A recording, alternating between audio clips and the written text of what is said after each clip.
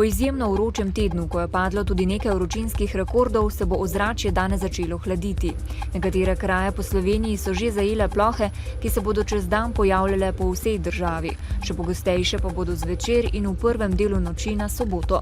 Kot opozarjajo na Agenciji za okolje, bodo zvečer in ponoči zlasti v vzhodnem delu Slovenije možne močne nevihte z močnejšimi sunki vetra in točo. Toplotna obremenitev bo popustila.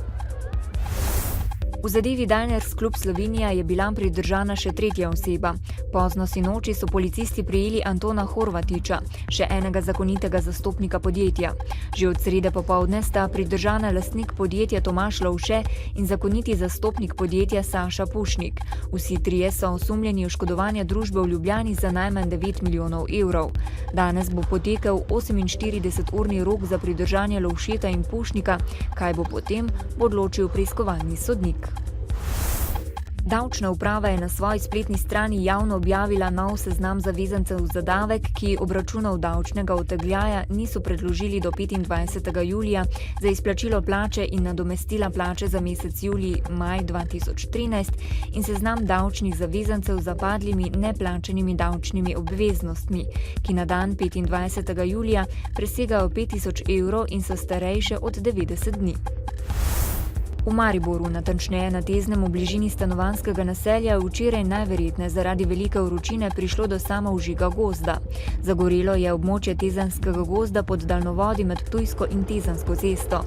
Požar je gasilo okoli 45 gasilcev prostovoljskih gasilskih društev Brezje, Dogoše, Pobrežje in poklicni gasilci. Da so lahko zajezili požar, kar jim je uspelo v dobri uri, so morali območje obkrožiti. Gasilci so sicer vso noč bdeli nad pogoriščem v izogib ponovnega vžiga. Sicer pa v intervenciji ni bil nihče poškodovan, ogrožena pa ni bila niti bencinska črpalka, ki se nahaja v bližini.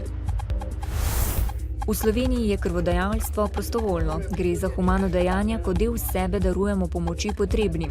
Center za transfuzijsko medicino Univerzitetnega kliničnega centra Maribor je danes na Sladkem Vrhu pripravil terensko akcijo odvzema krvi. Anton Kolar iz Gornje Velke jo je tokrat daroval že 100-tič, prvič pa pred 28 leti v vojski. Na srečo pa to poletje kljub povečanemu številu prometnih nesreč krvi v Mariborskem kliničnem centru ne primanjkuje. Na sedežu Evropske nogometne zveze so izžrebali pare zadnjega, 4. kroga kvalifikacij za igranje v Ligi prvakov. Maribor je imel pri žrebu nekaj sreče, saj se je izognil zagrebškemu Dinamu in švicarskemu Baslu. Za tekmico je dobil češko Viktorijo iz Plzna. Prva tekma bo čez slaba 2 tedna v Plznu, povratna pa teden kasneje v Mariboru. Teško je prognozirati šta bi bilo bolje ili lakše ili teže. Ja osobno mislim da smo mogli ići i na gore i na teže protivnike, tu prvenstveno mislim na Basel i na Celtic. Međutim, ova ekipa je izuzetno dobra, kvalitetna, ona ima jedan kontinuitet uspješnih igara i u Europi, igrala je prije 3 godine u Ligi prvaka, zadnje 2 godine igra Ligu UEFA. Do jutri dopoldne bodo padavine ponehale, od zahoda se bo jasnilo, veter bo slabil.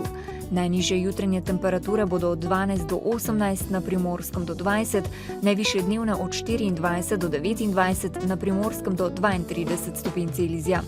V nedeljo bo jasno, na Primorskem bo še pihala šibka burja. Tudi v ponedeljek bo precej jasno, proti večeru se bo na severozahodu zmerno pooblačilo.